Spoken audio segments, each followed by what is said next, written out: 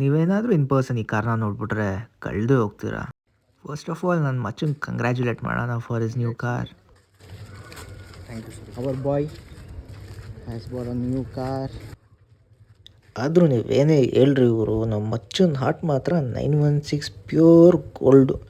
ಇವಾಗ ತಾನೇ ಶೋರೂಮಿಂದ ರೋಡಿಗೆ ಇಳಿಸಿರೋ ಗಾಡಿನ ಇನ್ನೂ ಪೂಜೆ ಮಾಡ್ಸೋಕ್ಕೆ ಮುಂಚೆನೇ ಕೀ ಕೊಟ್ಬಿಟ್ಟು ಎಕ್ಸ್ಪೀರಿಯನ್ಸ್ ಮಾಡ್ರೋ ಅಂತ ಕೊಟ್ಟೇ ಬಿಟ್ಟ.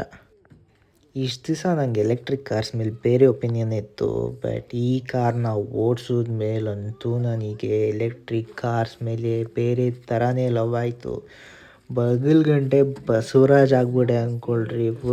ಚಿತ್ತು ಒಂದೊಂದು ಗೇರ್ಗೂ ಸುಯ್ಕ್ ಅಂತ ವೀಲ್ ಸ್ಪಿನ್ ಆಗುತ್ತೆ. ಸ್ಪೋರ್ಟ್ಸ್ ಮಾಡಲ್ ಮಾತ್ರ ಚಿಂದಿ ಗಾಡಿ.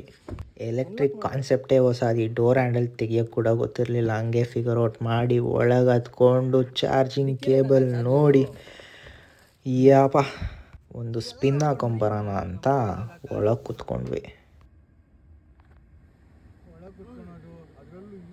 ಸಡನ್ ಸರ್ಪ್ರೈಸ್ ಬಂದಿದ ತಕ್ಷಣ ಪ್ರೇಮ್ ಕೊಟ್ಟಿರೋ ಗೈಸ್ ಸಡನ್ನಾಗಿ ಬಂದ. ನಾನು ಮಚ್ಚ ಟಾಟಾ ಇಸ್ಕೊಂಬಂದಿದ್ದೀನಿ. ಬಂದ್ವಿ ಕುತ್ಕೊಂಡ್ವಿ. ಈ ಥರ ಎಷ್ಟು ಯಾವ ವಯಸ್ಸಿಂದ ಹೆಂಗೆ ಬೆಳೆದಿದ್ದೀವಿ ನೋಡಿ ನಾವೆಲ್ಲ.